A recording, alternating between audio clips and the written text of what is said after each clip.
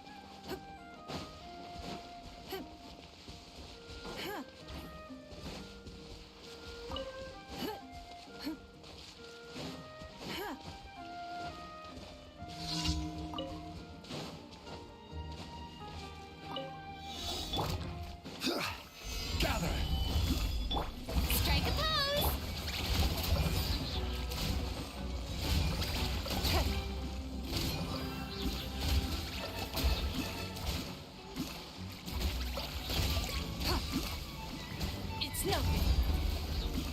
Don't waste my time.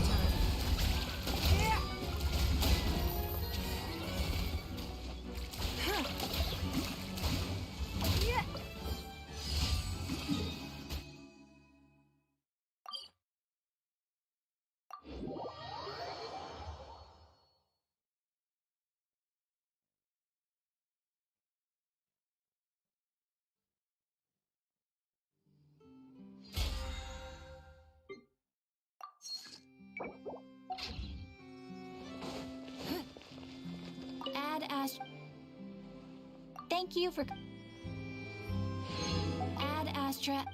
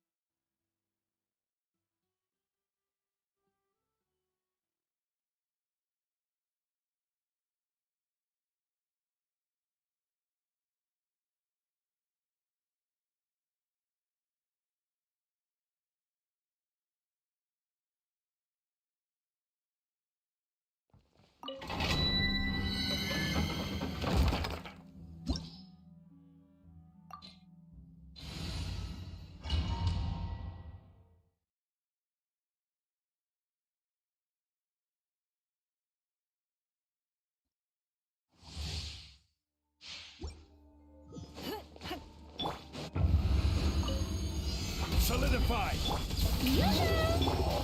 Give up. Your life is mine. Don't waste my time. Order guide you.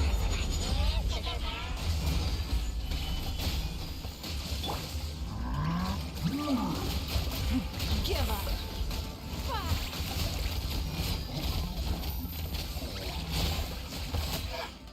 Don't waste my time. Stabilize.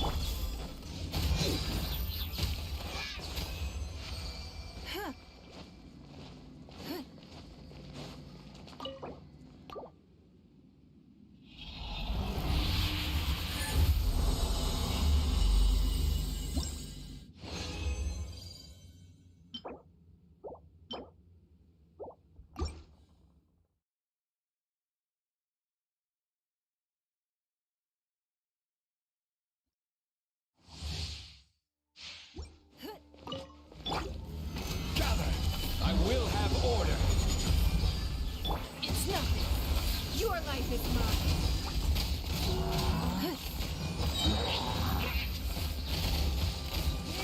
Strike a pose. Hard hitting exclusive. Stabilize. Submit. Don't waste my time.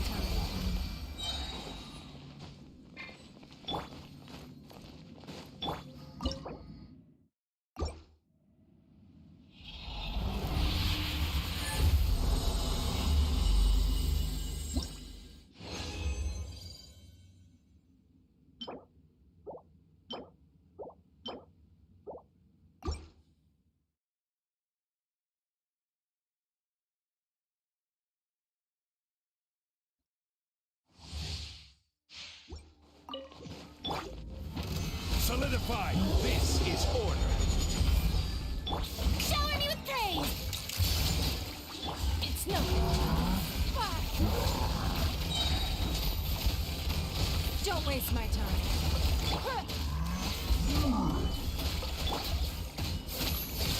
Time to shine!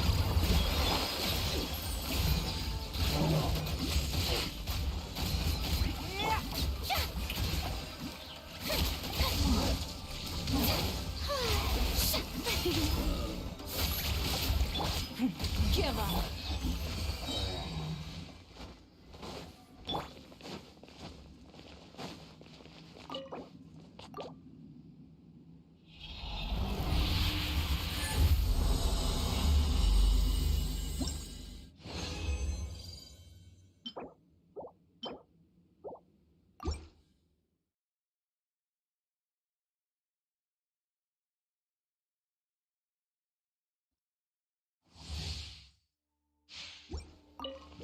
It's nothing.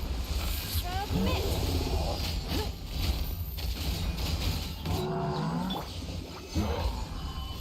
Order guide you. Yoo-hoo! Breaking news!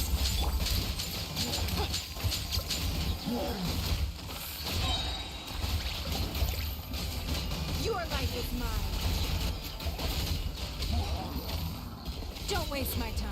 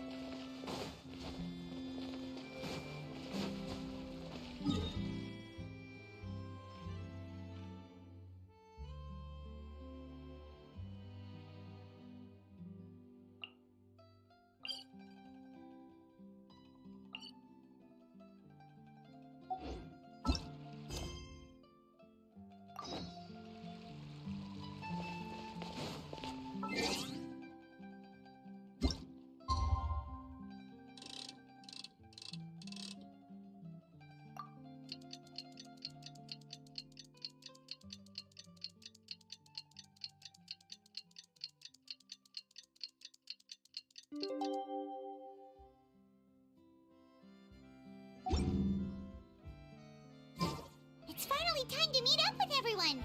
Paimon even dreamt of making the film last night. If Paimon remembers right, we're meeting at Hotel de Boer. Let's get going!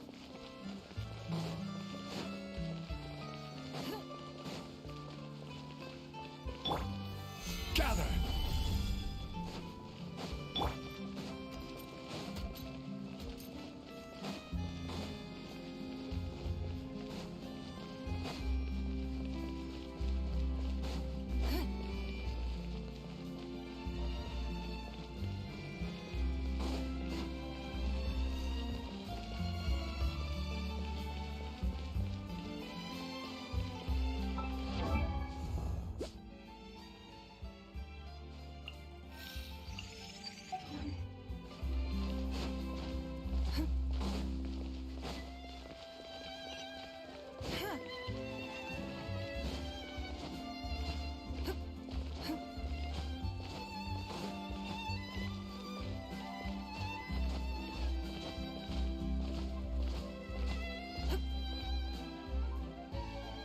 Ayaka, you're already here! Good morning. Xavier said yesterday afternoon went well. Yeah, and how about you, Ayaka? What were you up to yesterday?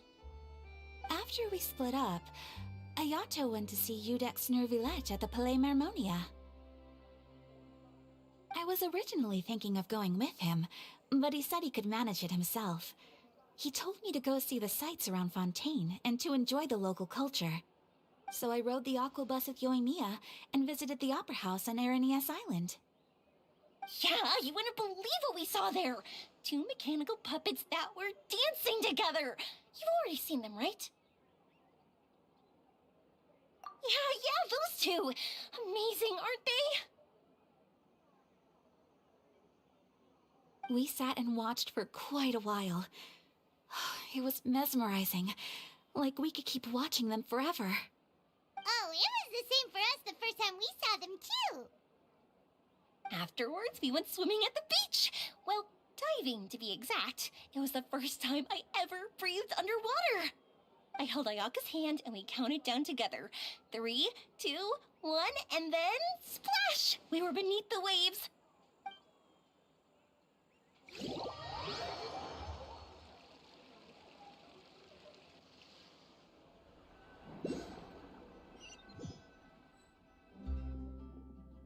At first, I didn't dare to open my mouth. But once I couldn't hold my breath any longer, I decided to take a big breath in. Turns out the water wasn't as salty as I imagined. It didn't really taste like anything at all.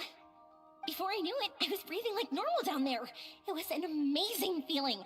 Ayaka said I was too nervous and needed to loosen my grip. She got used to everything way faster than I did. I knew that the Traveler could do it, so I had no doubt we could do it too. That helped me feel at ease as soon as we dove in. The underwater world in Fontaine truly is beautiful. I love seeing the romaritime flowers blossoming underwater, like little candles lighting up the streets at night. Yeah, and there were so many creatures that we've never seen in Inazuma. Like those fish that shimmer like a sword blade. Whoosh! Oh, and those big fish that call when they see people. Ooh. Oh, you mean Hunter's Rays and Blubber Beasts! I just love the name Blubber Beast. Just wait till Pops and the others hear about this. They probably won't believe a word I say.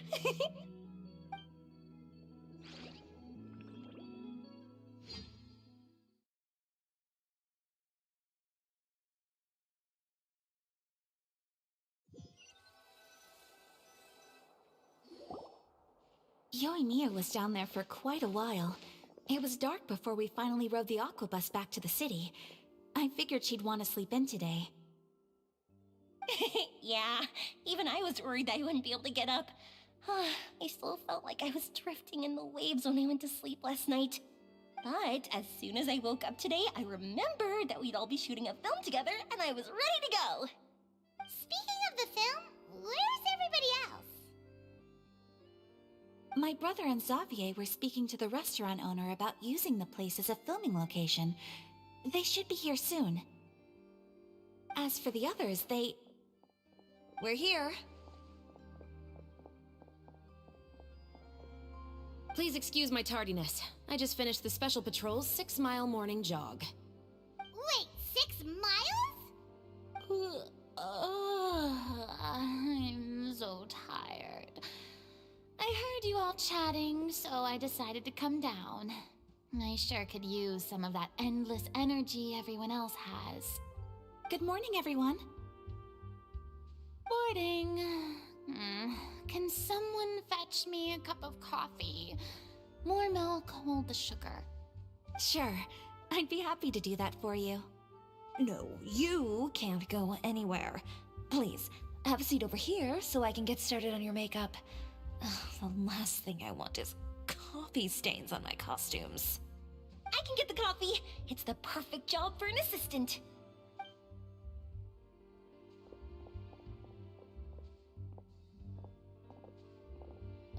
So much energy. Seriously, what's her secret? Oh, Yoimiya's always like that. But you sure look exhausted, Farina. It's because you're not used to waking up so early, huh? Of course not. I spent the whole night reading the novel from cover to cover, marking sections that either need to be omitted or adapted. Wow, Paimon didn't expect you to be so thorough. Well, I was the biggest star in all of Fontaine after all. It takes more than just a pretty face to earn a reputation like that. I know how to get serious when the situation calls for it. I went all out when I was acting as an Archon, so why wouldn't I do the same for my own life? Here's your coffee, Director Farina.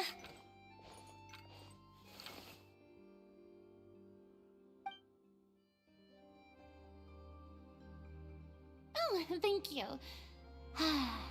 The sound of being called director and the aroma of coffee feels almost as refreshing as hearing the birds chirping in the morning.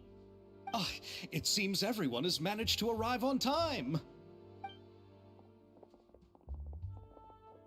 We've reached an agreement with the restaurant owner.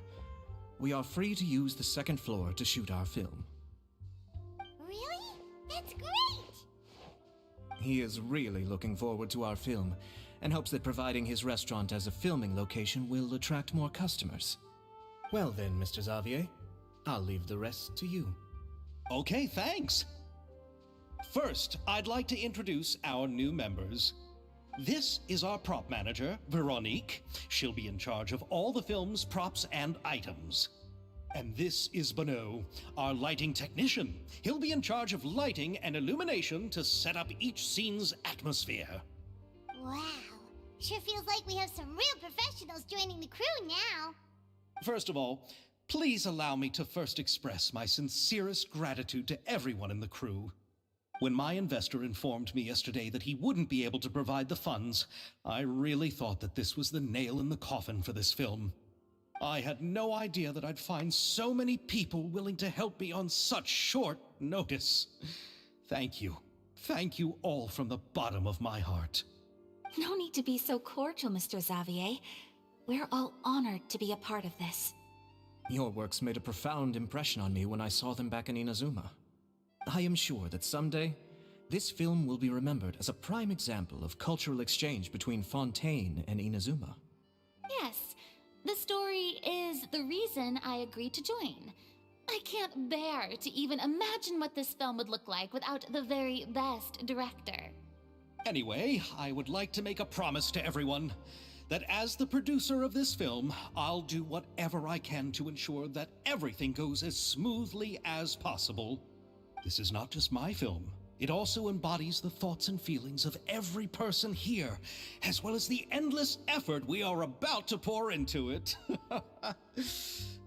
So, without further ado, the Two Musketeers will officially begin filming now!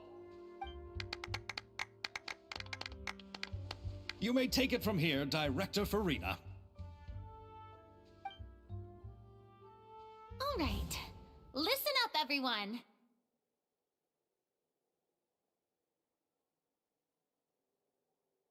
The first scene takes place when the two young musketeers are living at the Baron's home, still unaware of all that is about to happen to them.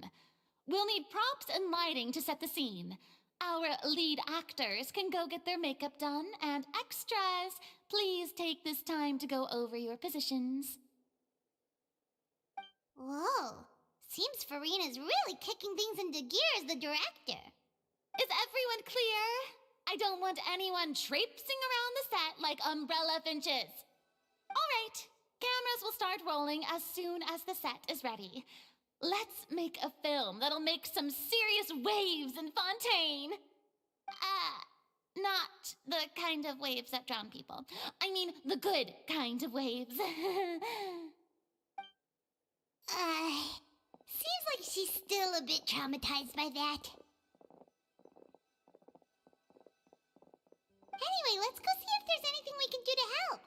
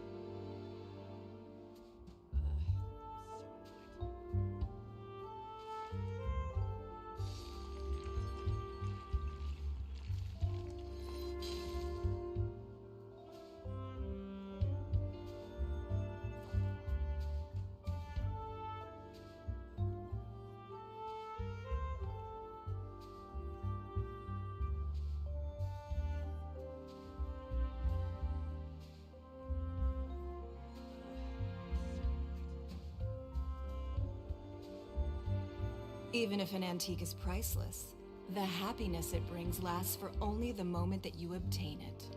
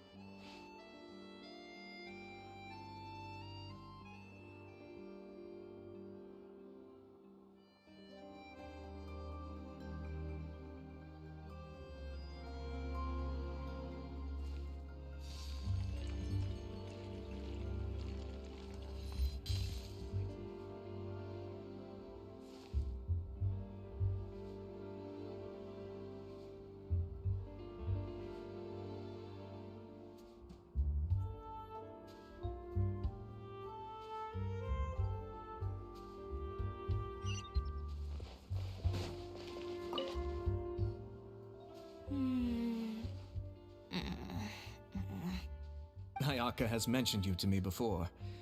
She said that you two were great friends when you were kids. No talking. I'm thinking about how to do your eyeshadow. Ah, yes. To help me really look the part. To achieve a more young and naive look for this scene. Are you saying the wrinkles around my eyes are too deep? You just have too much of a calculating look in your eyes. You sure don't mince your words. It seems you really haven't changed much. Quiet.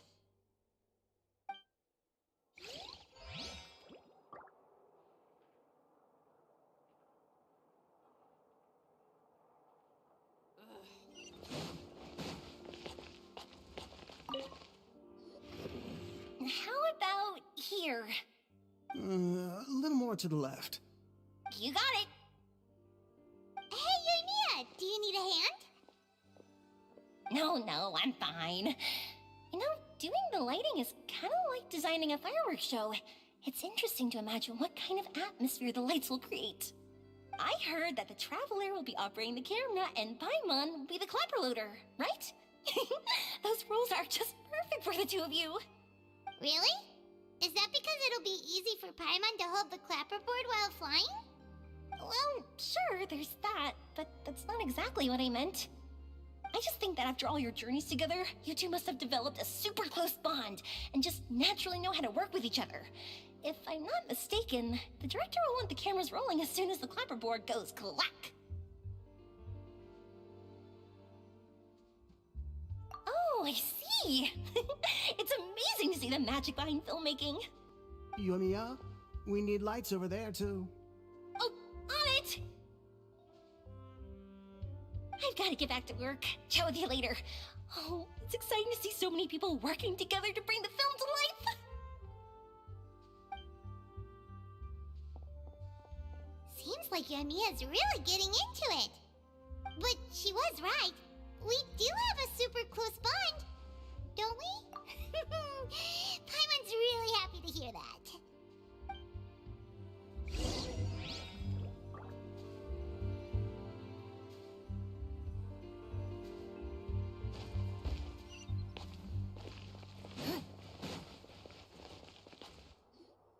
So, this is a real musket? No, it's just a prop weapon. Not bad. Have you seen a real musket before? Only in books and newspapers. I made this one based on the relative shape and proportions I saw in reference images. When we're filming, some special gunpowder will be applied around the muzzle, which will help create the flash and smoke effects of a real gun being fired. Which means it'll be up to the actors to portray the recoil. That's right. The sound effects for gunshots will also be added in post-production. Thank you, Veronique. I think I know where to start now. However, the musket's gears and firing pin could still use some work. Adding some wear on the metallic components will make them appear more realistic. Also, be sure to rub the muskets with some oil each time before we start shooting. That'll give the impression that the firearms have been well maintained. Good point. You seem to know a lot, Miss Chevres. I assume you use these types of firearms on a regular basis? Yes, I perform routine maintenance on my weapons every day. Just like we as people need to eat and sleep, muskets need to be cleaned and maintained. I also perform similar care for my sword every day, and familiarize myself with its shape and weight, to the point where it feels like a natural extension of my body. Yes, this way, our weapons will never betray us in the heat of battle. Yes, well said. It seems we have the same philosophy on this topic. Oh, sounds like they found a common interest to talk about. Though these props differ from the muskets I use, I can still give you some pointers. Good. I look forward to your instruction. First and foremost, never point the weapon at anyone, regardless of whether it's a real or prop weapon or whether you're holding it or it's on the table. This holds for any time when you're not actively engaging an enemy. Okay, understood. When aiming the musket, extend your arm so that it's level with your shoulder, and use your eye to look down the weapon's sights. Like this? Not bad. Now, try saying your lines. This is the end of the road for you. Good. Now turn your body a little. That way, you'll give your enemy less of a target to work with. And relax your shoulders. Here, allow me to demonstrate. This is the end of the road for you. Huh. Excuse me, Miss Chiori. Director Farina, there's something I wish to discuss with you. Oh? What is it? Like this? Yes, much better. What do you think? I do see your point. But are you sure you wish to do this? I believe it would be most fitting. Well, if you insist. All right. Miss Ayaka! Chevres, could the two of you please come over here? Huh? What's going on? Are we gonna start filming now? Let's go see. What is it? I have a question for you, Miss Chevres. Would you be willing to play the role of a musketeer? What? To clarify, I would like to turn over my role to Miss Chevres. But brother... Don't worry, Ayaka. I actually view this as a good thing. I was becoming troubled trying to set aside some time to speak to the staff at the Palais Mermonia. I would like to have some conversations about the cultural exchange between our two countries, and I've heard that the bureaucratic process here can get rather complicated. Now, I will be able to focus on my work. Besides, you also know that I'm not really one for public performances. Are you really sure? From a director's point of view, I also felt like the relationship between the two musketeers in the original story could be improved.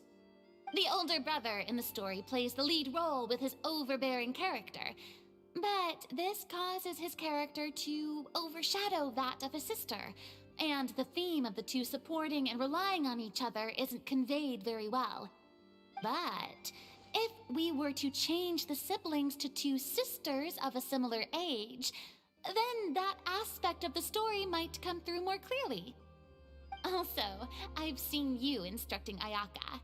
That cold and dignified personality is exactly what we need for the older musketeer. Of course, even with all these insights, the decision should still be made by Miss Chevres. Chevres mentioned that she really likes the story, right? Paimon bets that she'll take the role.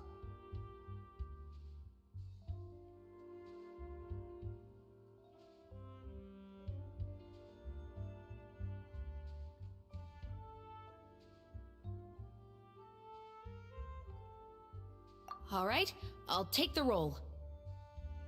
Good. It's decided then.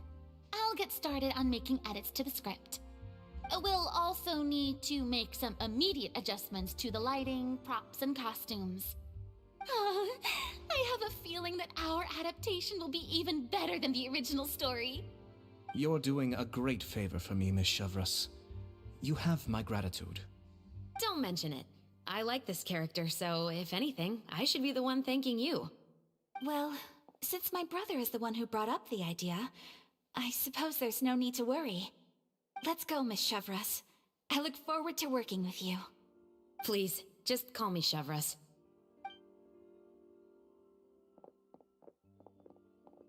Seems like you're really going out of your way to solve the problem I was having with your makeup. Surely you jest, Chiori. I assure you that I was mostly motivated by a desire to spend more time on formal business. Oh, come on. You really think I'd buy that? According to what I've heard from Ayaka, her brother is someone who can juggle 10 different matters at the same time. I'm sure you have other reasons for backing out. Perhaps. Ayaka always said she wanted to go out and see more of the world, just like the Traveler. But I feel that she needs not only to see other nations, but also to make some different kinds of friends. I think it would be harder for her to make new connections with me constantly by her side. I would like to give her some space. Alright, go on. Spoil her some more. Ayato! It's too bad you're stepping down from the role. Paimon really wanted to see you act as a musketeer. No need to poke fun at me. I'd wager that you also felt that I wasn't the best candidate for the role. It's a little hard for Paimon to imagine you saying those lines.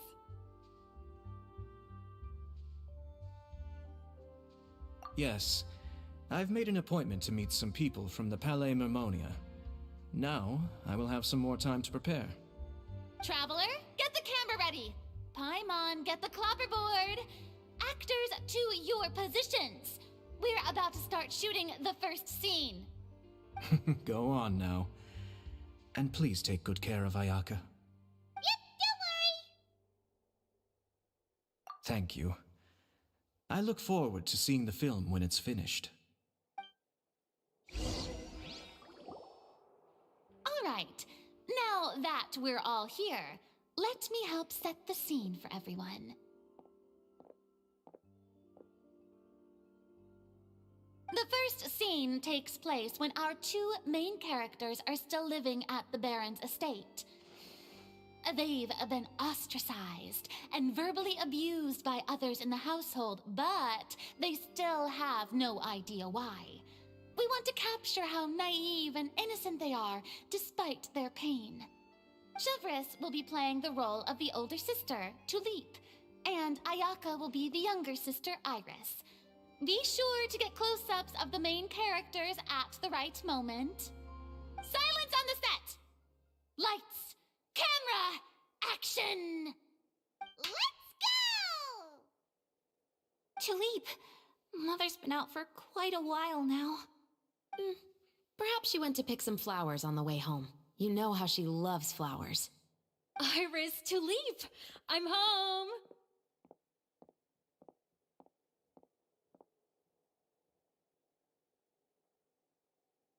Mother! You were out for so long, we were beginning to worry about you.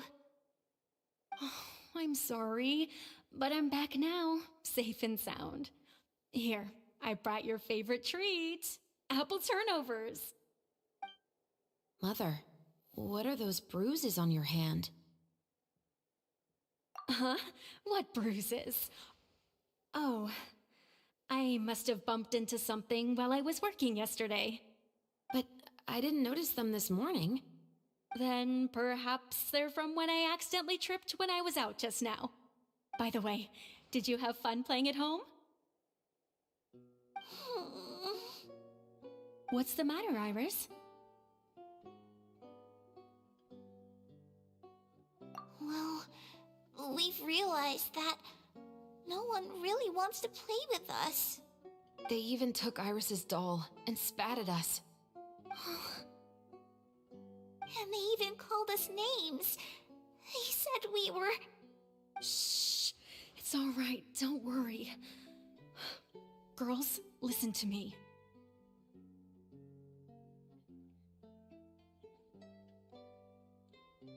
It doesn't matter what anyone says.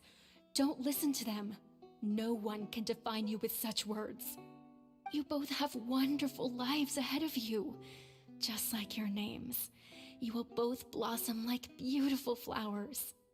Maybe your time to blossom hasn't quite come yet, but one day, you two will bloom more beautifully than anything else. Don't let the soil you're in now ruin your future beauty. Understand? My dear daughters. And cut! Not bad. The actors' emotions were all on point. Let's keep that take. Also, if our clapper loader could avoid shouting at the start of the scene next time. Oh, got it. Great. I was a little worried that my nerves would get the better of me. What about you, Chevres? I felt fine. The lines weren't too difficult at all. Seems like Farina must have adapted the role nicely. You two were great. I couldn't tell it was your first time acting in a film. You should have more confidence. Thank you for your encouragement. Positions, everyone!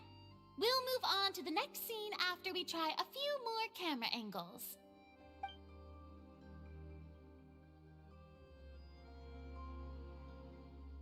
This scene is when our two characters return home, only to discover their mother has been murdered. Ready? Lights! Camera! Action! Mother, we're back! Mother?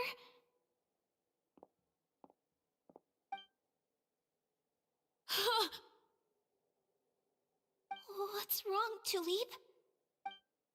Iris, stay away! Huh? Why? What's... Mother! Mother... She's... Huh? There's poison in this cup. Huh? I could have sworn I've seen this kind of cup before. Those aristocrats. They didn't even try to cover up their actions.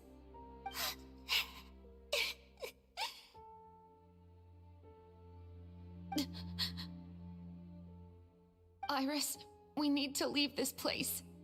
Leave? But now that Mother is gone, where can we even go? Anywhere. All I know is that we can't stay in this house. But are we just going to let them get away with this? We'll have our revenge, I promise you. Just not right now.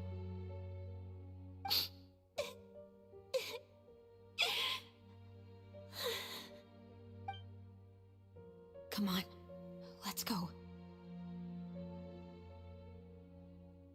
No, wait. We can't just leave Mother here like this. At least let me leave this rose with her. That's why we went out in the first place. To buy her this flower. All right. Goodbye, Mother. We'll avenge you. Someday. And cut! Beautiful! Great performance! Oh my, you're so amazing, Ayaka! And were those real tears I saw? How did you do it? I was surprised too. Thank you for the kind compliments. Actually, as soon as Director Farina said action, I told myself not to think about anything. I just felt the weight of the moment and became the character. It's quite similar to practicing the art of the sword. You clear your mind and focus only on what's happening in front of you. Ayaka's performance was amazing. Have I discovered an acting prodigy? Pipe down, everyone! We need to move on to the next scene!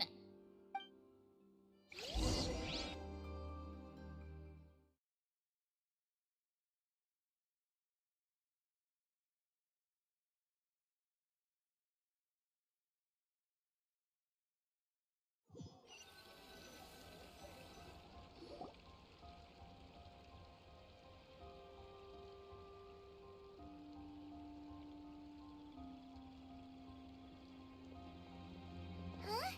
Are we done already? But Paimon wants to keep playing with the clapperboard. How do you feel, Traveler? Is your arm sore from holding the camera all day? Good work, you two. You too, Shivers. You were quite the actress today. I've read this novel many times before. I have a good grasp of my character's mindset. Anyway, do you remember my request from yesterday? Oh, right! We were having so much fun that Paimon nearly forgot! You have a case where the murders seem really similar to the cases in the novel, right? So, how are they similar exactly? In the story, the main characters grow up to become two musketeers, always using their guns to carry out their revenge. And on each of the victims, they place a rainbow rose as a signal that they've returned.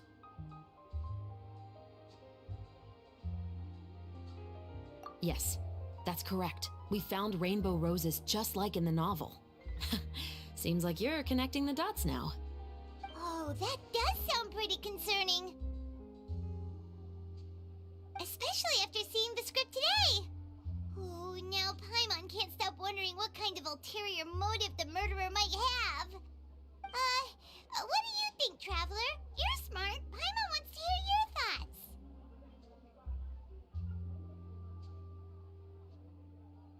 Good. On behalf of Fontaine's Special Security and Surveillance Patrol, thank you for your dedication to justice. There's no time to lose. We should start investigating right away. Follow me. Huh? Right now? But we just got done filming all day. Paimon's so tired. The most valuable intel always comes after nightfall. They are like small, remote islands in the middle of the sea. If you don't stay vigilant, you will pass right by them in the fog. That's how one of my favorite books always puts it, at least. So, where are we going right now? Let's start by checking out some workshops that sell mechanical components.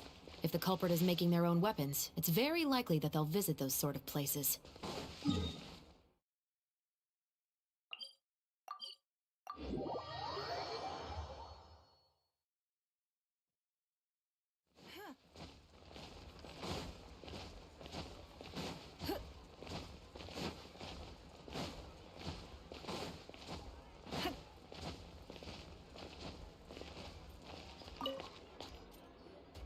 Welcome to LeChaux's Clockwork Workshop. How can I help you?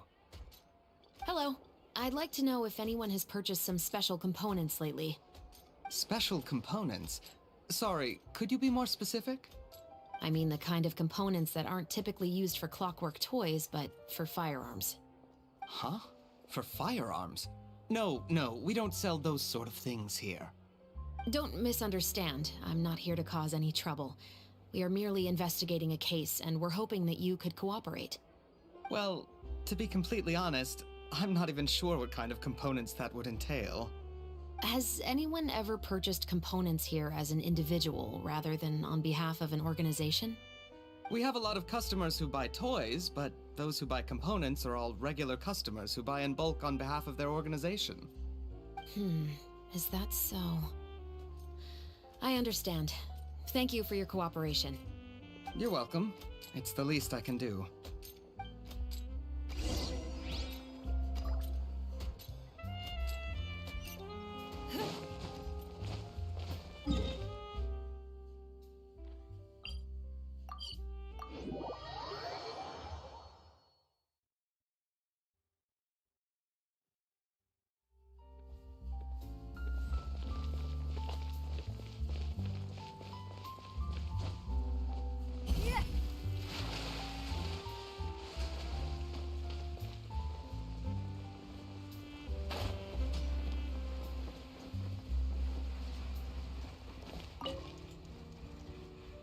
Oh, hey, Chevris.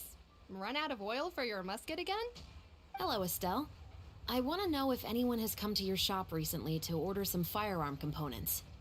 Oh, is this another case? Let me think. I don't think so. Some people have requested that I make some prop guns for the Fontanalia Film Festival, but I refused all of those requests. Oh? Why's that? Because there's no profit! I only make things here that can do some real heavy lifting. I don't have the energy to make some new molds just for the festival. Then has anybody come specifically looking for mechanical components? Well, I usually sell off my scrap to the Fleuve Cendre. I don't typically give them to one specific person. I understand. Thanks for your cooperation. Don't mention it. Always happy to have the Musketeers' patronage. Seems like we haven't found any leads to go off yet. Yeah, unfortunately. All right, let's head to Fleuve Cendre next. Huh? Are you sure? People might not be so thrilled to see the captain of the special patrol there. You think so, huh? Then I guess you don't know. Huh? Know what? That I grew up in Fleuve Cendre.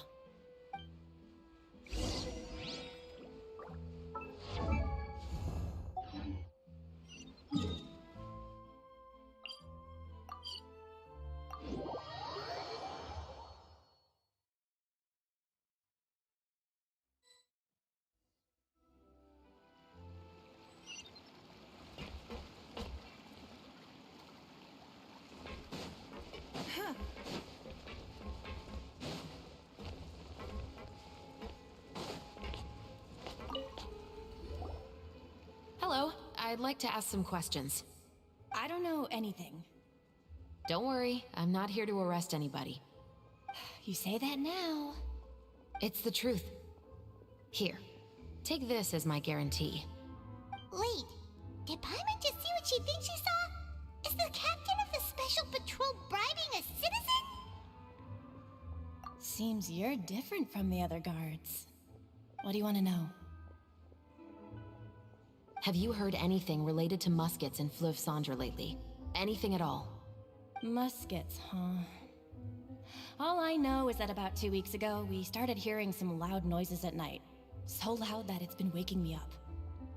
Were they gunshots? Possibly.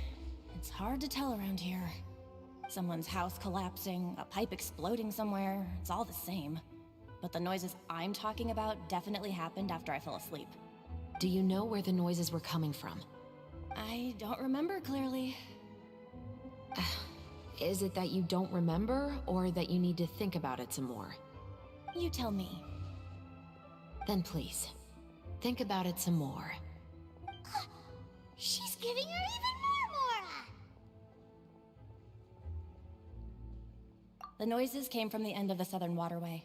I came out and had a look for myself when I wasn't sleeping well, but I didn't dare get too close. That's all I know. All right, I'll take your word for it. Thanks for the pâte de fruits.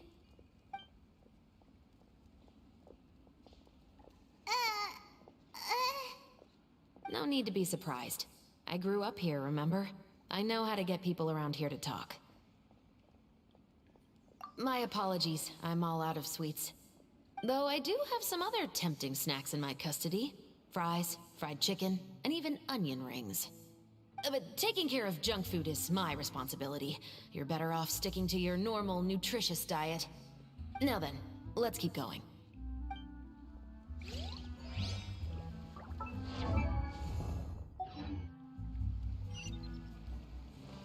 You're most certainly. I guess I'm finally on the right path. It's been a while, Tetro. Please, just get on with your request. I want to know if you've heard anybody talking about muskets lately. Information isn't free, you know. I've heard that bandits have been extremely active in the countryside recently, and they've been affecting the delivery of goods to Poisson. I can allocate some more manpower to help out with that problem. What do you say? You're still as helpful as ever. One of our men got drunk at dinner about a month ago and lost his gun. 3 days later, it turned up in the corner here. What's weird about that? He just forgot where he put it, right? This is Fleuve Cendre, my friend. Anything of value left in the tavern won't ever make it to the next day. But that gun turned out to be an exception. It didn't get any new wear and tear on it, and didn't even appear to have been fired. We were quite mystified as to what could have happened. I suspect it came back because the weapon was already known to the guards. You mean, a criminal was afraid the Marechaussee Phantom would use the shot marks to track them down? Maybe. But if that's the case, the culprit really took great care to avoid getting caught. I didn't say anything about a criminal.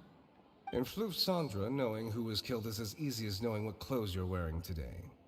It's the guy living in the east side, isn't it? I've never liked him. Every time he's here, he just orders a drink and sits there with a nasty look in his eyes. So, who was the one who lost the gun in the first place? Don't bother. Even if you ask, he wouldn't admit to owning a gun to some strangers. Not to mention the captain of the Special Security and Surveillance Patrol. He's right. I know you grew up here, Chevres. Even though you're on good terms with the Spina, you've still been gone too long. Not many people know you here now, and a lot of people don't like the Special Patrol. I know. So take my advice and don't show your face too much around here. It's for your own safety. I'll come and go as I please, and I'm afraid I'll be appearing more often due to my work. All right. Don't say I didn't warn you.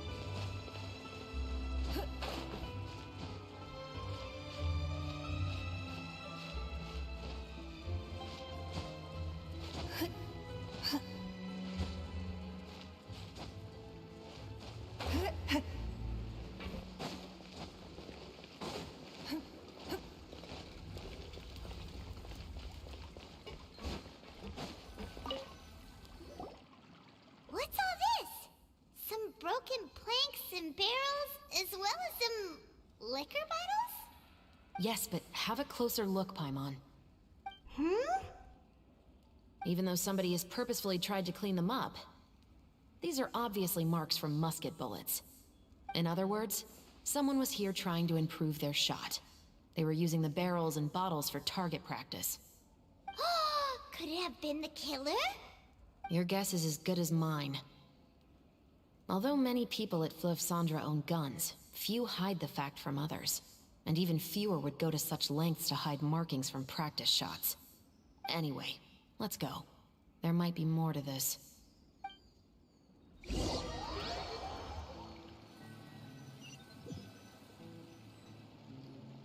Seems like that's all we'll be able to uncover for today. Paimon feels like we managed to learn a lot more here than up on the surface. Yes. Assuming that everything we found is indeed connected to our suspect, then their timeline was probably something like this. A month ago, our suspect found a gun and took it home to disassemble it. Once he'd figured out its mechanics, he brought it back. In the following weeks, he used some parts to create his own makeshift musket, and took it to the Fleuve Cendra for target practice. Then, a few days ago, he found his target and carried out the murder. Once the deed was done, he left a rainbow rose on the body, just like the scene in the novel. That all makes sense to Paimon, but we're still no closer to figuring out the killer's identity.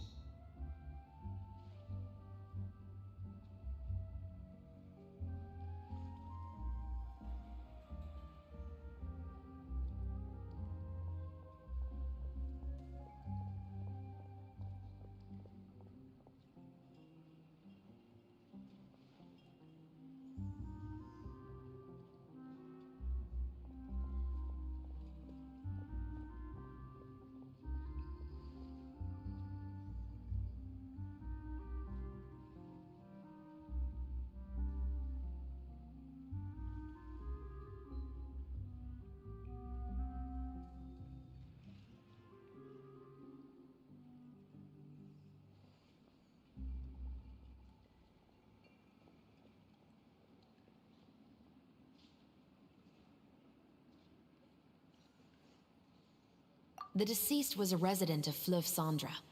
It's said that he was a poor, solitary man. Yeah, that's also something I'm trying to figure out. If we are indeed following the novel, and there's a story behind the murder, then this murder should be an act of vengeance. But according to our investigation, the deceased didn't have any enemies. He was no saint, but no one's heard of a rival who hated him enough to shoot him dead, much less care to leave a rose on his body. What message is the killer trying to convey, and to whom exactly?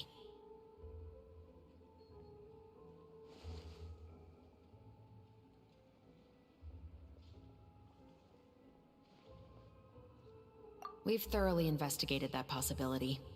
He claims to have spent the whole day at the Opera House on the day of the murder, and the staff there have confirmed his account. Okay, so he has an alibi. Not only that, he lacks a credible motive as well. He has a family of his own, and both of his parents are still alive. I've looked into his records. He was adopted at the age of 6, and all the proper procedures were followed. There are also records of him at an orphanage before then. In the story, the mother of the 2 musketeers was murdered after the children turned 10. Of course, he could have changed the children's ages, but I don't want to assume anything without evidence. More importantly, I've also had a chat with him in person. He didn't seem like the kind of person who would pull the trigger to kill a man. Then, what should we do now? We have all this new information, but it doesn't help us move forward. Investigations take time. I didn't expect us to catch the culprit in just a single day. How about this? Let's spend the next few days filming with the crew. We can continue the investigation once we're done with the film. I'm sure that given time, new leads will present themselves. Wait, but weren't you saying Intel is like small, remote islands in the middle of the sea just a moment ago? Wouldn't you just miss them if you were to stop looking? Ah, but the book had more than one reference to the islands, Paimon. Oh?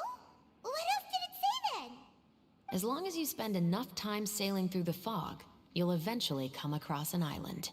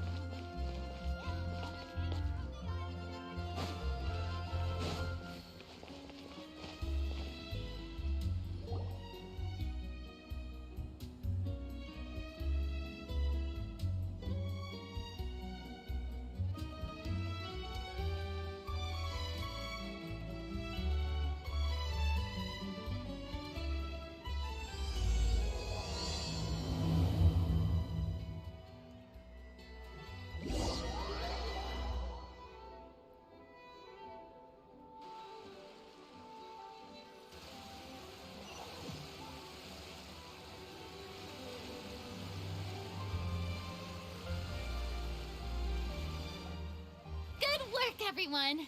We're looking to wrap with our two main ladies today. I can already smell our success. What do you mean, looking to wrap? Oh, aren't you the expert now?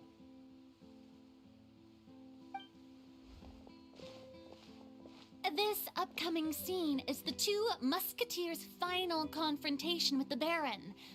There will be quite a bit of action, but no choreography beyond what we've already rehearsed. Anyway, get ready.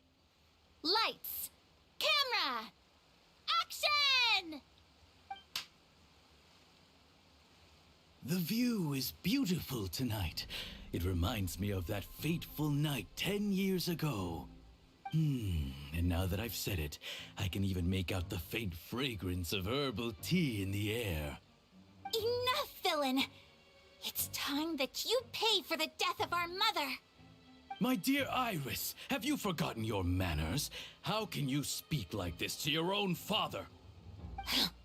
I'd sooner swallow all of my teeth than call you father. What did I expect? Seems the daughters have turned out to be just as obstinate as their foolish mother. In this world, Mora and status is everything. She thought she could blackmail me using her children and force me to grant her recognition and concessions? Ah, how naive can a woman be? Mother never asked a single thing of you. All she wished was for us to live a peaceful life, just like the others. It was you who personally brewed the poison of prejudice and sent Mother to her death. Compared to that deadly poison, the 2 bullets that will soon pierce through your heart will be like sweet mercy. And that's exactly why I said you're just as naive as her. Did you really think 2 muskets would be enough to defeat me? So let's see. What is stronger, Mora and power, or the 2 muskets in your hands? Get them! Tulip! There are too many of them! It'll be okay. We'll cover each other, Iris. And Mother will be watching over us, too.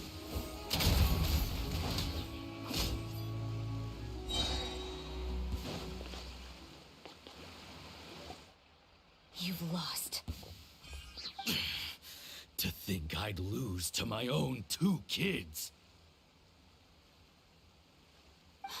We are no children of yours, and we'll never call that place our home. Then tell me, what did you do all this for? You lost your mother, and will soon kill your father as well. What will you gain in the end, other than sentences for your crimes? We will gain our long-awaited justice.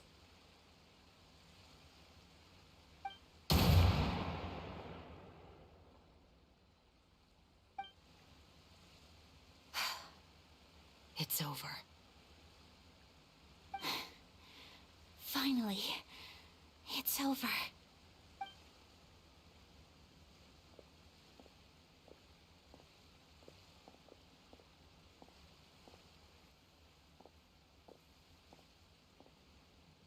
So, where will you go now, Tulip? I'm not too sure, Iris. Maybe somewhere with lots of flowers? After all, Mother always did love going where the blossoms were. What about you? I want to go visit Mother's grave. Yeah, that's not a bad idea. Huh? Tulip, look! What is it? It's Mother's favorite. The rainbow rose. Look, it's blooming again.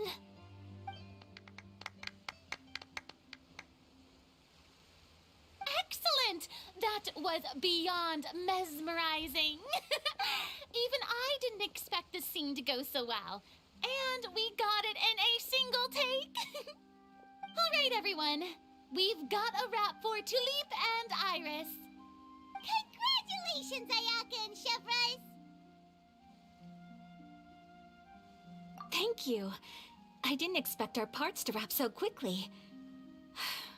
I wish I could savor the experience for just a bit longer. Paimon totally understands. Paimon's not ready to say goodbye to the clapperboard either. Filming has really been a lot of fun. You were great too, Chevres. The way you said, long-awaited justice. It gave Paimon chills. That is indeed my favorite line in the whole book. I still remember trying to act it out in my room the first few times I read it. Whoa, Paimon would have never guessed you're that type. Who doesn't like stories where the guilty are punished and justice prevails over evil? Don't forget, I'm the captain of the Special Security and Surveillance Patrol. Captain, I have something urgent to report. Please excuse me, everyone. I'll be back in just a moment. It's okay, don't worry about us.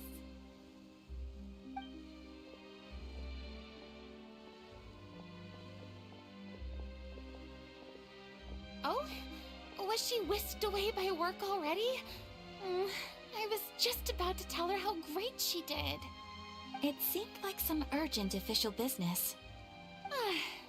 Then perhaps we should thank the stars that we were able to wrap both of your parts so quickly today. Switching around the filming schedule would have been a real pain. Anyway, I actually came over to let everyone know that we're all done for today. You can go home and get some rest. And one last thing, Miss Ayaka. Your acting skills today were immaculate as always. Are you sure you won't consider taking up full-time acting? See, I just happen to know this great troupe that's still looking for a lead actress. Thank you for your kind words, Director Farina. Unfortunately, there are still many matters that I have to take care of back home at the Yashiro Commission. I cannot remain in Fontaine to pursue an acting career. Nevertheless, I will make sure to treasure this incredible opportunity in my heart. Oh, that's a shame, but I understand. Just let me know if you ever change your mind. I believe it's also about time for me to take my leave. But hopefully I'll see you on set over the next few days. Even though my part's wrapped, I'd still like to swing by and help out the crew. See you tomorrow, Traveler and Paimon. Yep, see you tomorrow! Well, what should we do next? Maybe we'll go investigate the case some more with Chevres today. Traveler, Paimon, please come with me. Huh? Where are we going? You could say that our ship has finally chanced upon one of those small, remote islands of intel.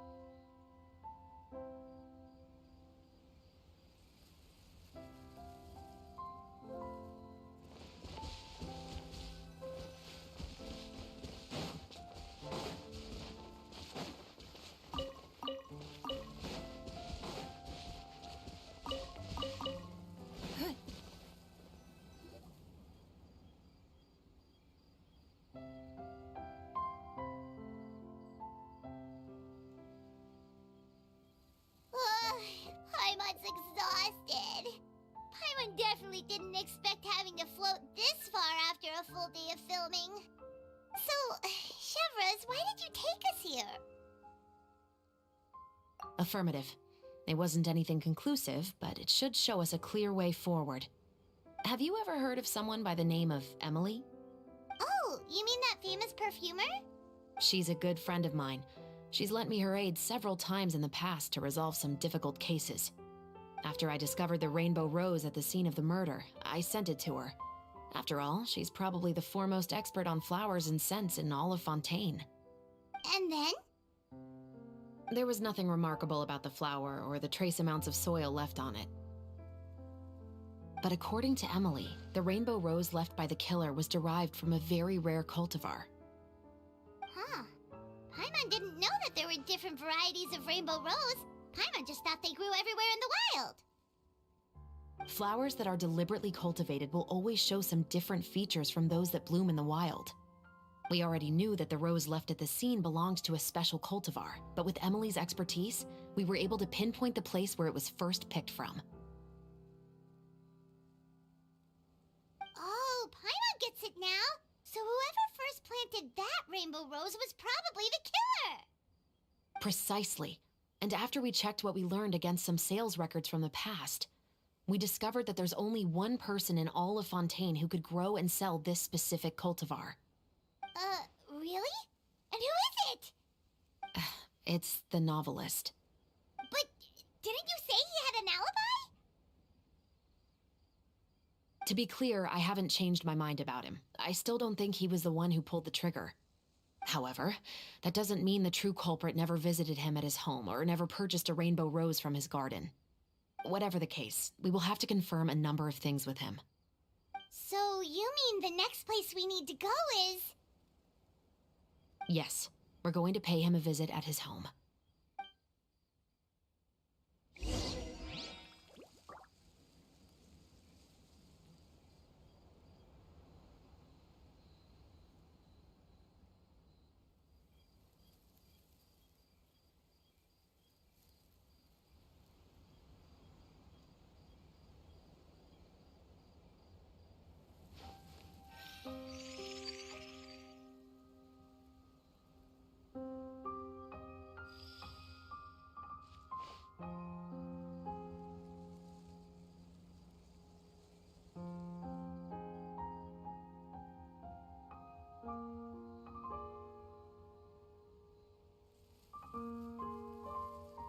We should look for a new investment. Mora doesn't grow on trees.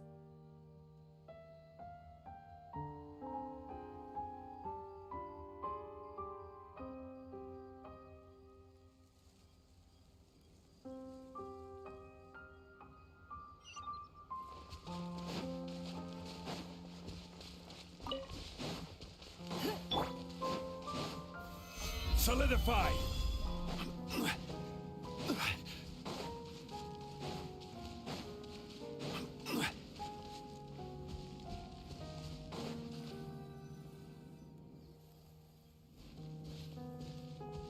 That should be his house. There are so many Gardamex stationed around the place. That's pretty unusual, right? According to what he told me last time we spoke, he hired them so he won't be harassed or disturbed. Huh. So there are a lot of flowers in his garden, but Paimon doesn't think we'll be able to pick one without alerting the Gardamex. Right. Which is exactly why I think there has to be a special connection between him and the killer. So, should we knock? Just wait here for now. I'd like to take care of a number of those Gardamex first. But they're so far away. How are you planning to do that? Don't forget, Paimon, I'm actually the real-life captain of the Musketeers.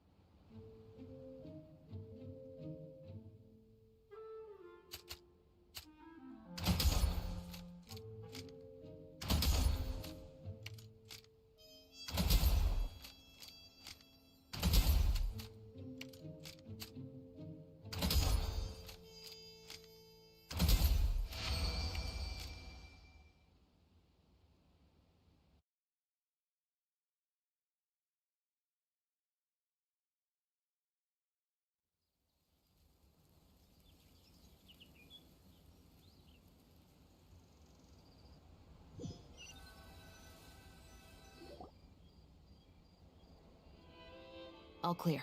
Let's go. Wait! Paimon's a little nervous now that we know he could be the killer. Can we go over our plan of action again? I'll go knock on the door and make sure it's safe inside. Once we're sure that we're in the clear, I'll ask him to come with us for a quick round of questioning at the guard's headquarters. But can't we just arrest him? We still have no evidence that he's the killer, or that he lent the killer any direct aid. Still, it would be appreciated if you could pick a rainbow rose from his garden for me while I'm talking to him. It'll help the Marachose Phantom confirm Emily's theory. Sure, no problem. Just be careful, Chevros.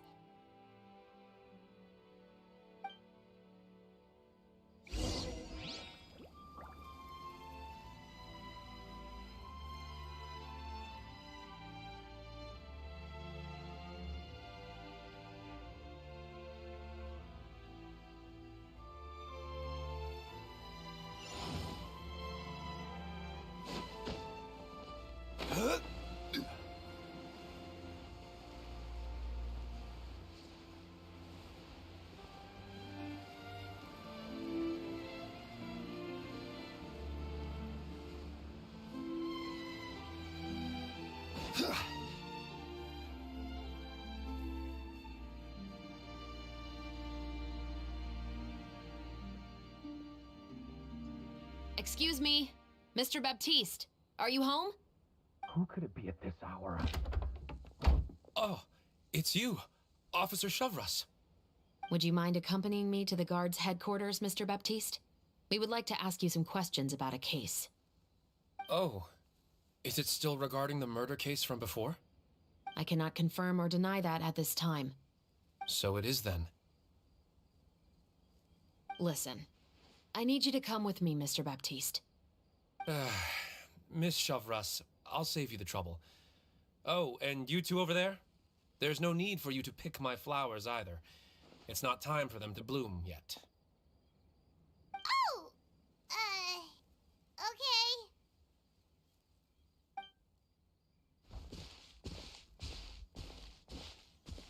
By saving me the trouble, you mean... I will confess, I was the killer. Huh? He just admitted he's guilty! Please relax, everyone. I'm not armed. The musket you're looking for has been buried in my backyard. Then it's my responsibility to inform you, Mr. Baptiste, that everything you say right now will be used as evidence for the inevitable trial. Yes, I am perfectly aware of that. I must say, I hate this feeling. Oh? Is it because I confessed? Or because you've been proven wrong? Both, I suppose.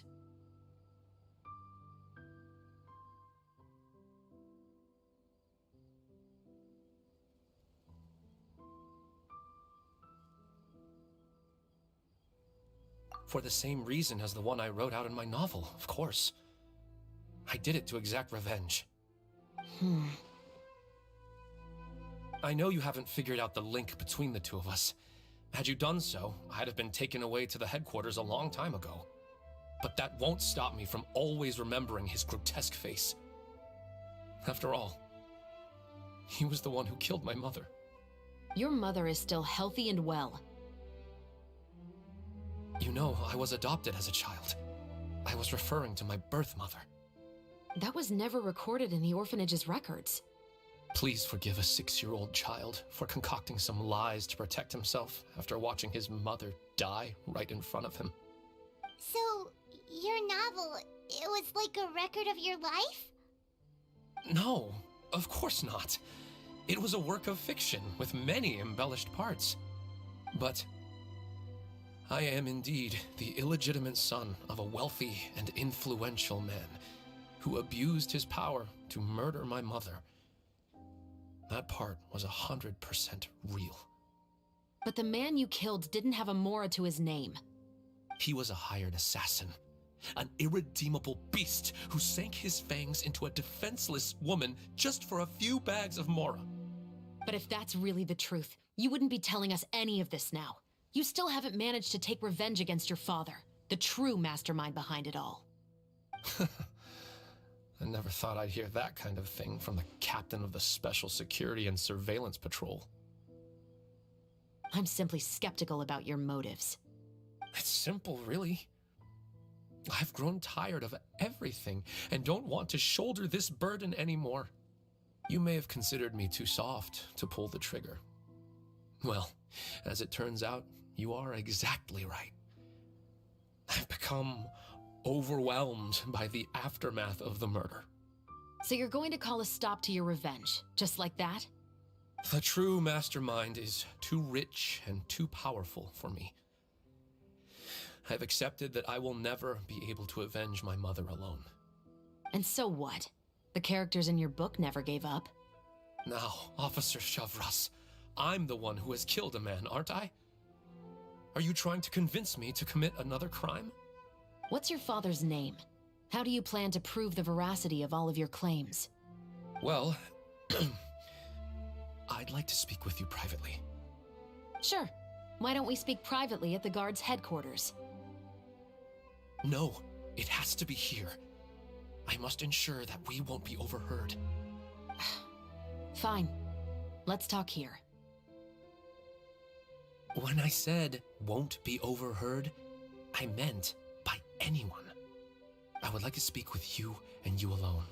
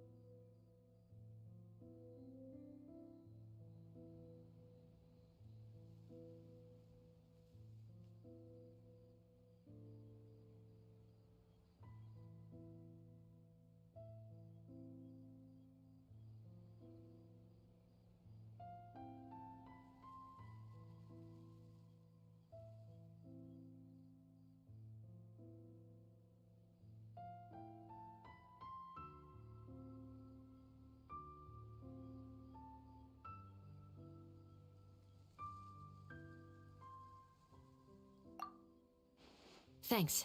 I appreciate it. Please stay safe, Shavras.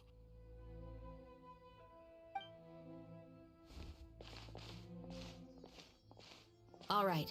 Let's hear it. Will you really believe what I'm about to say? Well, that depends on what you're going to tell me. Fair enough. Fair enough. Then listen closely.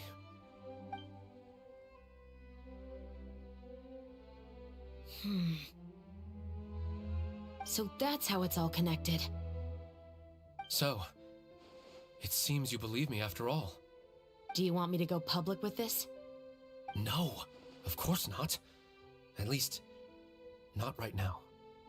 Then why did you bother telling me? You've read my work. What do you think? Even if you were to go public with all of this right now, he'd simply deny everything. It's been too long. Almost 20 years. Anything that could be used as evidence has long faded away. Even if there might have been a solitary island of truth once upon a time, it has long sunk beneath the waves by now. Justice will never find him. Not if you don't try. I know that as the captain of the Special Security and Surveillance Patrol, you will always stand on the side of justice. But do you really think a cushy life in prison really constitutes justice for him? I bet he could lead an extremely comfortable life in the fortress of Meripede.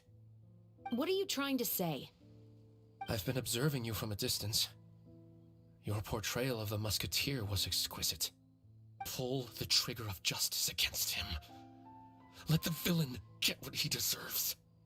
You want me to let you go so you may complete your revenge? No, Officer Shavras. I know that would be impossible. No. What I'd like is for you to perform the deed on my behalf. Oh, Chevra sure is taking her time. What could they be talking about anyway? Oh, Paimon's worried. What if he decided to attack her?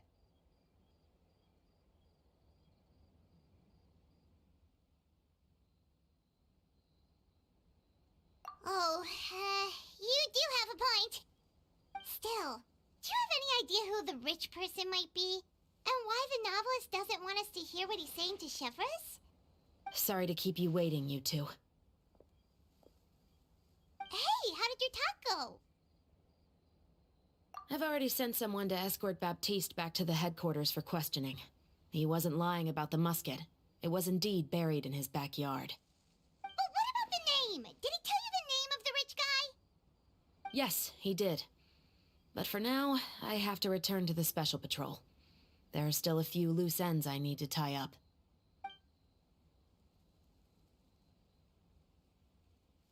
I'll probably be quite busy over the next few days, so apologies if you don't see me on set. All right, Paimon understands if you can't tell us everything you know. We'll just keep an eye on the Steambird then. Actually, there's still something else I need your help with.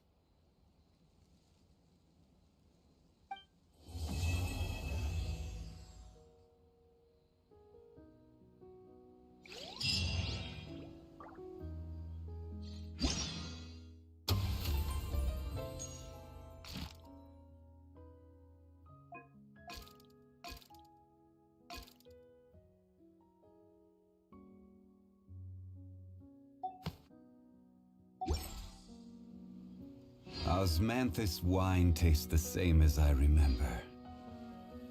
But where are those who share the memory?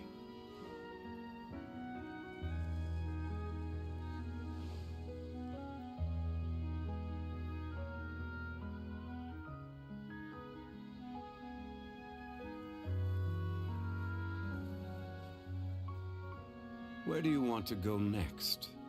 If you'd like to see Liyue's tourist spots, I have a few references.